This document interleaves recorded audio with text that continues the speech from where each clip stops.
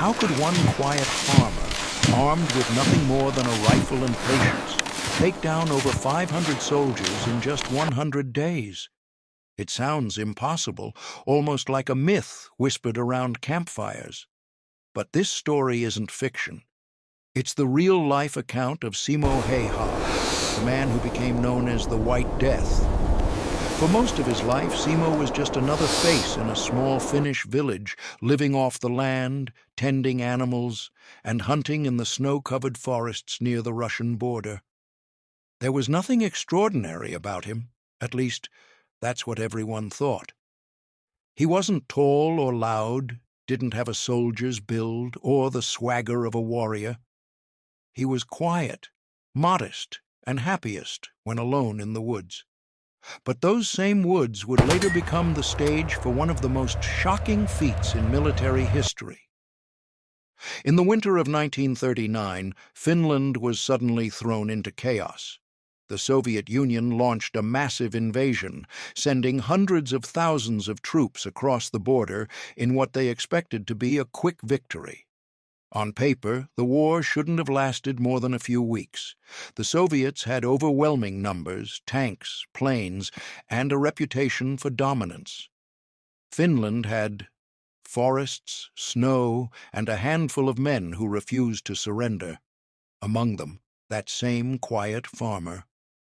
While others scrambled to hold the line with whatever weapons they could find, Simo carried his old bolt-action rifle, the same kind he used to hunt deer. No fancy scope, no advanced optics, just cold steel and steady hands. But in his mind, it wasn't just a war, it was survival. He wasn't fighting for glory or medals. He was defending his home, his land, and everything he'd ever known. And in that frozen wasteland, Simo began to do something no one could explain. Each day, Soviet soldiers fell, silently, one by one. No one saw the shooter. No one heard the shot. They only found footprints disappearing into the snow. Within weeks, Soviet troops began whispering about a ghost in white, a phantom who never missed, who always vanished before anyone could fire back.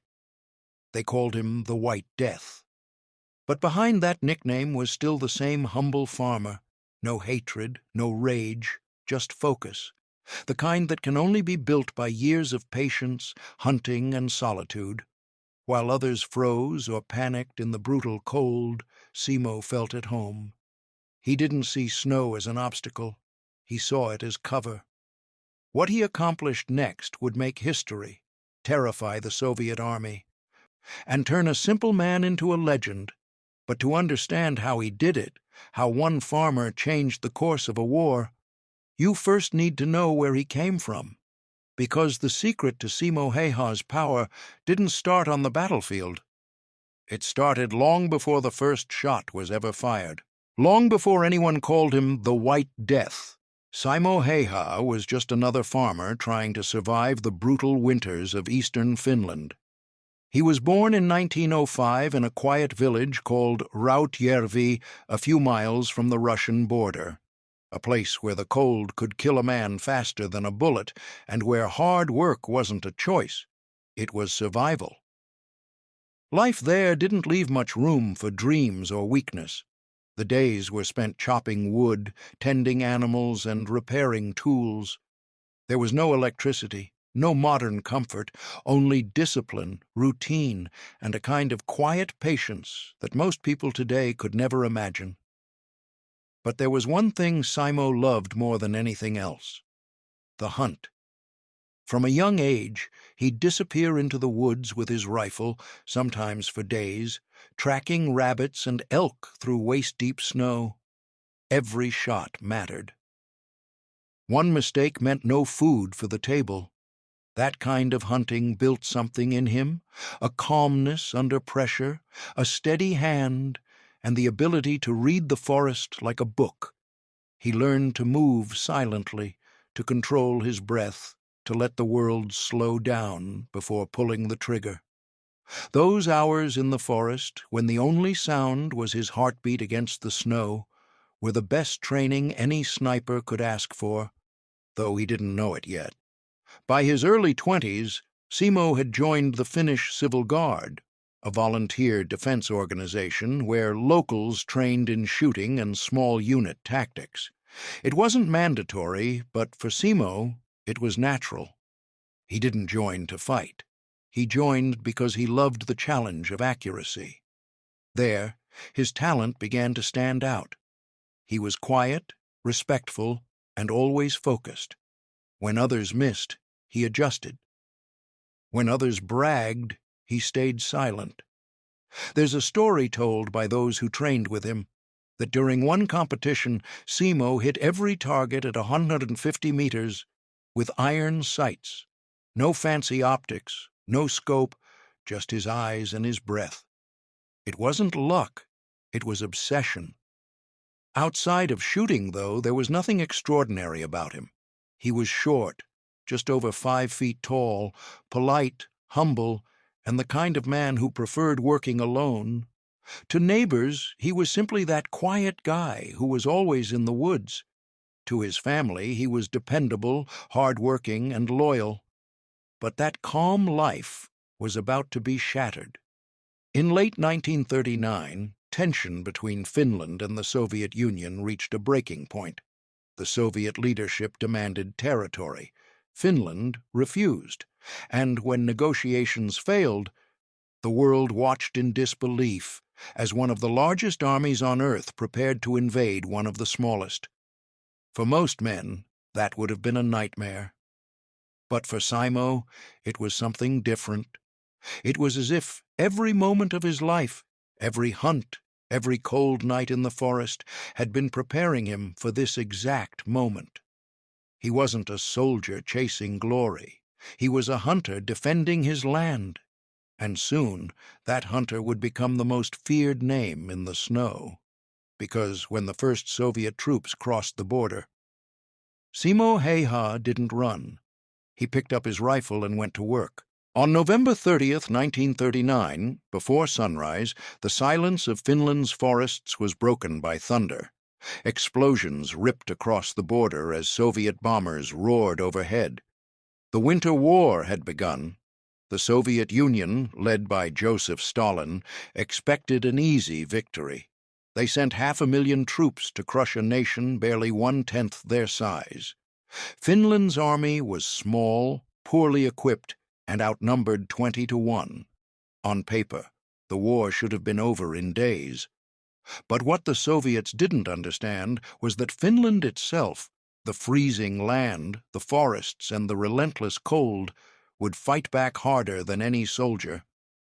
Temperatures dropped below 40°C. Rifles jammed, fuel froze, and men's faces turned black with frostbite. The Soviets, trained for cities and plains, wore dark uniforms that stood out against the endless snow. They moved in big formations, easy targets in the white wilderness, and somewhere among those trees, waiting silently, was a farmer named Simo Häyhä. While Soviet tanks ground through ice and snow, Simo and his small Finnish unit, the Suojeluskunta, or Civil Guard, moved like ghosts. They knew every path, every ridge, every patch of forest that could hide a man. To them, the snow wasn't a curse. It was a weapon. Simo dressed entirely in white, from his hood to his gloves, blending so perfectly with the snow that even at a few meters away, he vanished. He packed snow in front of his rifle muzzle so the blast wouldn't stir up a cloud. He lay completely still for hours, controlling his breath, sometimes with snow piled over him for insulation. In that deadly silence, he became part of the landscape itself, unseen, unfelt, and unstoppable.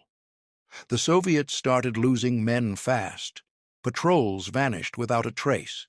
Scouts were found lifeless in the snow, no signs of a fight, no footprints leading away. At first, the Soviet officers blamed the cold. Then they blamed sabotage. But soon the whispers began, stories of a single Finnish marksman who could hit from anywhere, any time, without being seen, and they were right. Simo wasn't just a good shot. He was methodical. He studied wind direction, the angle of sunlight, and even how his breath might fog in the air. He used an old Mosin Nagant rifle with no scope because scopes reflected light. He refused to take extra gear that might give away his position.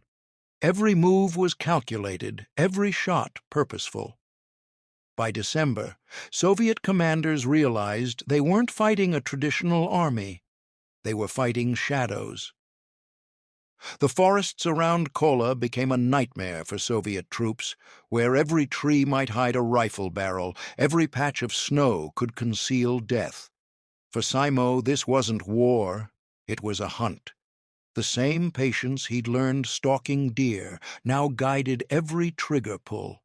The same stillness that once kept him fed now kept him alive. And the same instincts that told him when to move and when to wait. Those instincts were now turning him into a legend. But what really set Simo apart wasn't just his accuracy. It was his mind.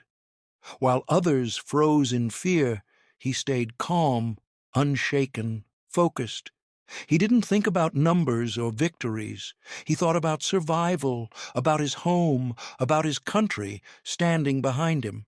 And yet, even he couldn't have known how far this would go. Because soon, the Soviets would begin to realize that this wasn't just a skilled shooter they were facing. It was something far more dangerous. A man who had turned nature itself into his ally.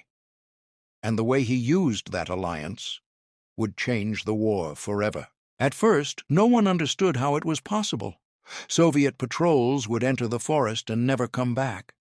Whole squads disappeared in the snow, and when rescuers arrived, all they'd find were lifeless bodies and tiny holes in the ice. No footprints, no rifle shells, just silence. Word spread fast. There was talk of a phantom, a man who could vanish into the snow, who never missed, and who couldn't be found no matter how hard they searched. They called him Belaya Schmert, the White Death. But the truth wasn't magic. It was precision, and a few genius tricks that gave one farmer an edge over an entire army. The first trick was almost laughably simple. He didn't use a scope. Most snipers preferred scopes for long-range accuracy, but in the freezing Finnish winter, scopes betrayed you. The glass reflected sunlight, a tiny flash that could reveal your position and get you killed, and when you breathed, your warm air could fog up the lens in seconds. Simo knew that, so he ditched the scope, relying only on iron sights and his own eyes. No glare, no reflection, just a clean shot, invisible in the snow. Then came his breathing technique. Before firing, Simo would inhale deeply, exhale slowly, and then hold his breath, freezing his body, steadying his hands, and quieting his heartbeat.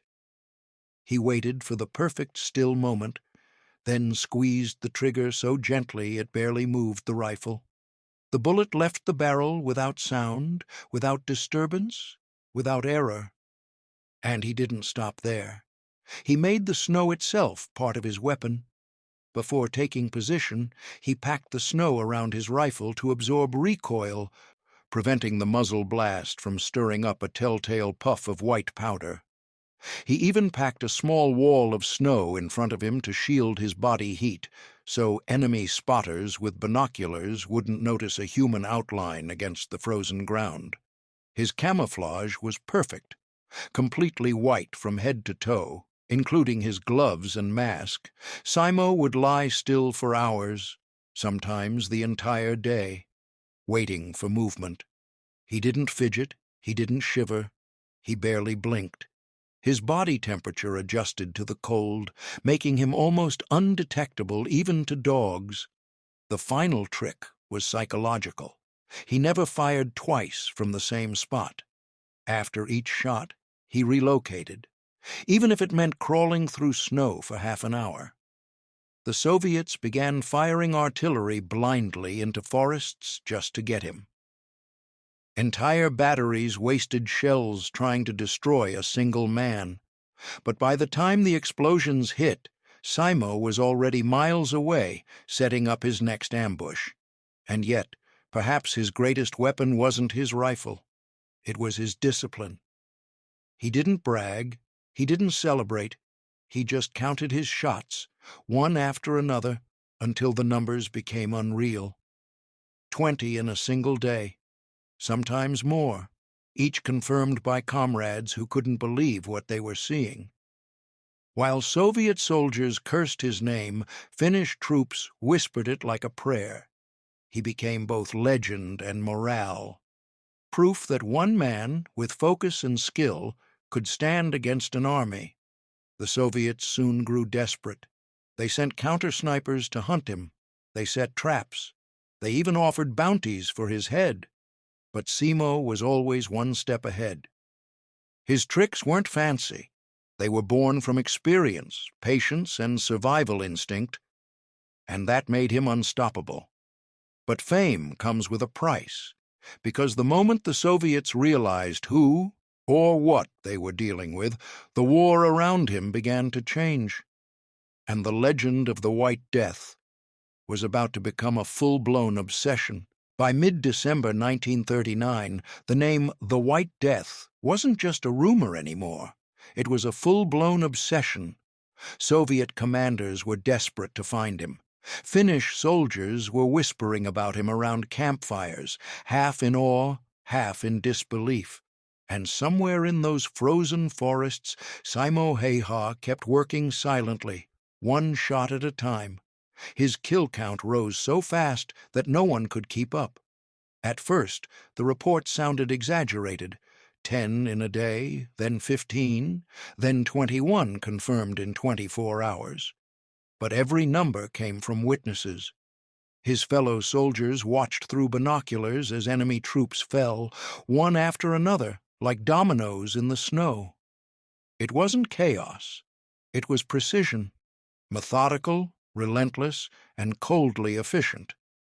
The Soviet soldiers, many barely trained, began refusing to leave their trenches. Patrols wouldn't move in daylight. Officers had to threaten or force men forward.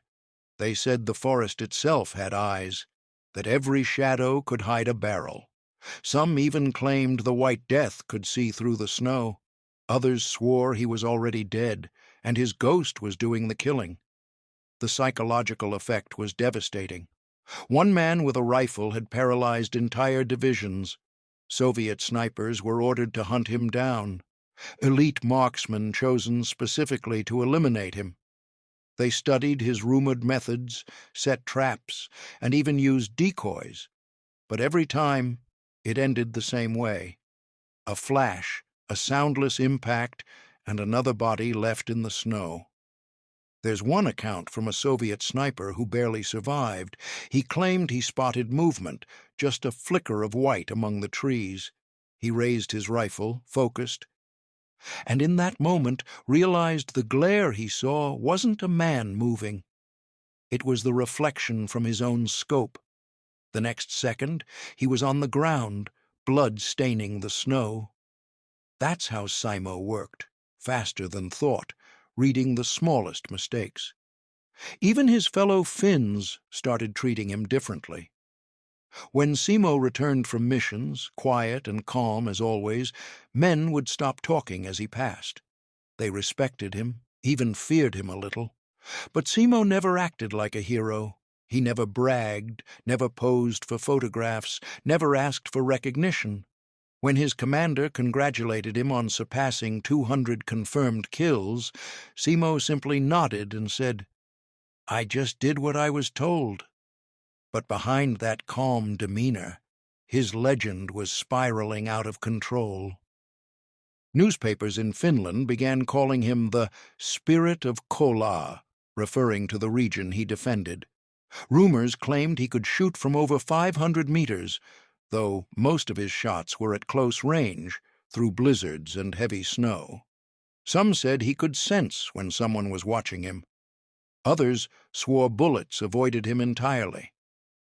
The Soviets grew increasingly desperate. They began to send entire artillery batteries to bombard the small forest where he was last seen. Thousands of shells just to kill one man. And every time the smoke cleared, he was gone, leaving only more fallen soldiers in his wake. It wasn't just skill anymore. It was legend. His existence was reshaping morale on both sides. The Soviets began to see him as a supernatural force, a punishment for invading Finland's frozen land. Finnish soldiers saw him as a symbol of endurance, a living reminder that no matter how massive the odds, one person's will could change the outcome. But even legends can't stay invisible forever, because as his numbers climbed higher and his reputation spread farther, one question began to grow louder with every passing day. If the White Death was unstoppable, who or what could possibly stop him? By the start of 1940, the White Death wasn't just a name, he was a crisis. Soviet officers were losing men faster to one sniper than to entire Finnish battalions. Reports claimed over 300 confirmed kills, and morale among Soviet troops had plummeted. Something had to be done. So the Soviets turned their fury directly toward one man. They began with counter-snipers, their best-trained marksmen, armed with scopes and detailed maps of Häyhä's hunting grounds around Kola. Dozens were sent in, each confident that they'd end the legend. None returned. Each attempt ended the same way. A flash in the snow, a muffled crack, and another body left behind. Simo didn't hunt for glory. He hunted because the alternative was death. When that failed, the Soviets escalated. They unleashed artillery barrages, bombarding the forests where they believed Simo was hiding. Thousands of shells tore through trees, flattening acres of land. They thought no man could survive it. But when the smoke cleared, the silence returned, and the killing resumed. Every failed attempt only made the White Death more terrifying. Soviet soldiers began refusing orders to advance into Kola's forests. Even their commanders started to whisper that this man, this ghost, was beyond human. They believed he had special vision. Some even said witchcraft. The fear was spreading faster than bullets. But fame cuts both ways. For the first time, Simo realized he wasn't just hunting anymore. He was being hunted. The Soviets weren't firing at random. They were studying his patterns, learning where he preferred to strike. It became a deadly chess match, a game between one man and an army. There's a chilling story from that time. After an artillery strike, Simo's fellow soldiers searched for him, fearing he'd been killed. Hours later, as the sun set, he walked calmly back into camp, covered in snow, carrying his rifle as if nothing had happened. Someone asked him how he survived. He simply said, "They missed." Then, without a word, he went to clean his weapon. He didn't see himself as a legend, just a farmer doing his duty. But the war was wearing on him. The constant tension, the freezing cold, the endless silence, all of it was taking a toll. His hands were raw and cracked from the cold. His face was windburned, his lips bleeding from the dry air. Yet he never complained, never hesitated. As the Soviets ramped up their attacks, their desperation became dangerous. They started sending entire squads just to locate him. These groups would advance in the open, trying to draw his fire so their snipers could triangulate his position. But Simo knew better. He'd wait for hours, watching them through the frost, only taking the shot when it mattered most. Every time they thought they had him cornered, he vanished again. Sometimes he'd crawl for miles, his body pressed flat against the ice, moving inch by inch until he found another vantage point. His movements were so subtle that even men scanning through binoculars failed to spot him. Still, the risk was rising. One lucky shot, one shell landing too close, and it would all be over. And in early March 1940, that's exactly what happened. Because one day, during yet another Soviet assault near the Kolar River, a bullet finally found its mark. A single explosive round hit Simo Häyhä in the face, shattering his jaw, tearing through his cheek, and leaving him unrecognizable. His comrades found him crumpled in the snow, his rifle still in his hands, his face covered in blood. The legend of the White Death was over. Or so they thought. March 6th, 1940, a date etched into Finnish history. The war was reaching its brutal final stretch. Both sides were exhausted, starving, and frozen to the bone. For months, Simo Häyhä had survived artillery strikes, ambushes, and sniper duels. But that morning, fate finally caught up to him. The sun hung low, throwing long shadows over the Kolar front. Simo was in his usual position, lying silent under the snow, scanning the horizon for movement. He'd done this hundreds of times before, calm, steady, calculating. Then, out of nowhere, a flash. A Soviet marksman had spotted a faint shimmer, not from Simo's scope, but from a patch of ice near his position. The sniper took the shot. The bullet tore through the air and struck Simo in the lower face, an explosive round that shattered his jaw and ripped through his left cheek. The impact was so violent it blew off part of his lower face and sent him sprawling backward into the snow. His comrades rushed to him, horrified. They said his face was barely recognizable, his jaw destroyed, his teeth scattered in the snow. Most thought he was gone instantly.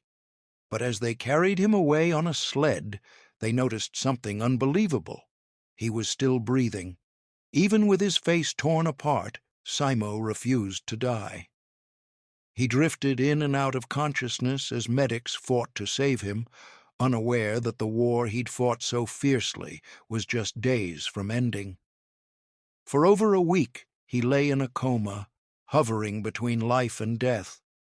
His fellow soldiers believed the legend had finally fallen, that the White Death would now become a ghost story whispered in barracks for years to come. But Simo wasn't done yet. On March 13th, 1940, something extraordinary happened. He opened his eyes.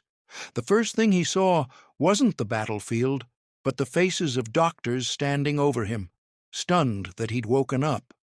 When they told him the news, he couldn't respond. His jaw was gone, and speaking was impossible. But he understood perfectly. The war was over. The peace treaty had been signed just one day before he woke up. After 105 days of relentless fighting, the Winter War had ended. Finland had lost territory, but it had survived, defying one of the most powerful armies on Earth. And in those 105 days, Simo Häyhä had done what no soldier before or since has ever done. Over 500 confirmed kills, all with a simple rifle and iron sights. Some reports said the real number was even higher. But Simo never boasted, never argued, never claimed a thing. The numbers didn't matter to him. Survival did. As he lay recovering, his country hailed him as a hero. But Simo didn't see himself that way. He'd never fought for fame or recognition. He fought because someone had to. Even as his wounds healed, leaving his face permanently scarred and half paralyzed, he kept the same quiet humility that had defined him his whole life. When asked years later how he managed such a record, his reply was simple. "I only did what I was told, and a little bit more." That little bit more would echo through history, because while the war had ended, the legend of the White Death had only just begun. When Simo Häyhä finally woke up in that field hospital, his war was over. But his battle to live was just beginning. The explosive bullet that tore through his face had shattered his jaw, crushed part of his skull, and left him permanently disfigured. He couldn't speak, couldn't eat solid food, and for months couldn't even recognize the man staring back from the mirror. Most people would have broken, but Simo wasn't most people. Surgeons worked tirelessly to rebuild what they could. They wired his jaw, repaired his cheek, and reconstructed his face piece by piece. It took years. The pain was constant, the recovery slow, and every breath was a reminder of the war that nearly took everything from him. Yet he never complained, not once. When nurses asked him how he was feeling, he'd write on scraps of paper, "Fine, I'll manage." That was it. Short, simple, calm. The same way he'd always lived. By the time he could walk again, the Winter War had already passed into legend. The Soviet invasion had failed to crush Finland. Though the Finns were forced to give up territory, they had proven something far greater, that courage, skill, and sheer determination could defy impossible odds. Simo became a national hero overnight. Newspapers called him the Spirit of Finland. Soldiers sent him letters of gratitude, and even foreign armies studied his tactics. For many, he was a symbol of hope, proof that one man's discipline could hold back an empire. But Simo never sought attention. He avoided interviews and turned down publicity. When reporters came knocking, he politely refused to speak about his wartime record. "I did what I had to do," he'd say, and changed the subject. Once he was strong enough, he returned home to his farm in Rautjärvi, the same land where it all began. He spent his days hunting, farming, and caring for his animals. The same quiet life that shaped him into a legend now welcomed him back like an old friend. There's a haunting beauty in that, how the man who became the White Death ended up back where he started, not as a warrior, but as a farmer once again. Even with half his face paralyzed, he still went hunting every winter. Friends said he could still hit targets at over 150 meters, without a scope, of course. Age didn't dull his precision. When asked how he managed to stay so sharp, he smiled slightly and said, "Practice." That was Simo. No drama, no mystique, just quiet mastery. He never spoke of hatred toward the men he'd fought. In fact, he once said, "War is not a good thing, but we did what we had to do." That was his entire philosophy. Duty, not vengeance. Decades passed. He remained humble, respected, and deeply private. People who met him later in life described him as warm and kind, not the ruthless figure his legend suggested. His dogs loved him, the locals greeted him kindly, and in the village he was simply known as Simo. By the time he reached his 90s, the White Death had become a quiet old man living peacefully in the countryside. But the soldiers who once feared him were long gone, and the young Finns who grew up hearing his story saw him as something else entirely. A living reminder of endurance, precision, and unbreakable will. He had survived a war, an impossible injury, and his own myth. And though he never sought to be remembered, the world would never forget him. Because even after the war, the silence that once hid him in the snow followed him home, calm, patient, and everlasting. Simo Häyhä passed away in 2002 at the age of 96, quietly in his sleep, in the same country he had defended with unmatched precision decades earlier. Yet while his life ended like any ordinary man's, his story continues to echo across time, borders, and battlefields. The White Death is more than a nickname. It is a symbol of patience, discipline, and the extraordinary power of human focus. Modern snipers study his techniques, marvel at his use of camouflage, his iron sight accuracy, and his ability to survive extreme conditions. But it wasn't technology that made him legendary. It was his mind. Calm under pressure, disciplined in every movement, and relentless in pursuit of a goal, Simo turned the simplest tools, a rifle, snow, and patience into an unstoppable force. Military historians often call his achievements unrepeatable. Hundreds of confirmed kills in just over 100 days is not a record that can be surpassed through gadgets or training alone. It required instinct, endurance, and years of preparation. The quiet lessons learned hunting deer in Finland's forests long before the war began. But the legacy goes beyond statistics. Simo's story reminds us that heroism does not always roar. Sometimes it waits, silent in the snow, unseen and unnoticed, until it is needed most. He never sought fame, yet his actions became the embodiment of courage. He survived bullets, frostbite, injury, and myth, and emerged a man who valued humility over glory, life over legend. Even in popular culture, the White Death has inspired generations. Books, documentaries, and military studies analyze his methods, but the fascination endures because there is something almost mythical about a man who fought not for power or revenge, but for his home and his people. There is also a lesson in restraint. Simo's war was brutal, but he never gloated, never celebrated bloodshed. In interviews decades later, he would smile softly and say, "I only did my duty." That simplicity, that singular focus, separates mere marksmen from legends. And perhaps that is the final truth of the White Death. Legends are not born from vanity or violence. They are born from quiet determination, from the willingness to endure, from turning every ordinary skill into extraordinary power.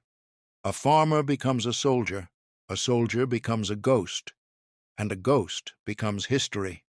When we think of Simo Häyhä, we imagine the snow-strewn forests of Kolla, a lone figure lying motionless, waiting, breathing, calculating. We think of the soldiers who feared him, the comrades who respected him, and the man who returned home to live a simple, peaceful life. The story of the White Death is a story of contrasts, ordinary and extraordinary, visible and invisible, life and legend. It is proof that one person with focus, courage, and patience can leave a mark on history that no force can erase. And long after the forests have grown silent, long after the war has faded into memory, Simo Häyhä's legacy remains quiet, unstoppable, and eternal.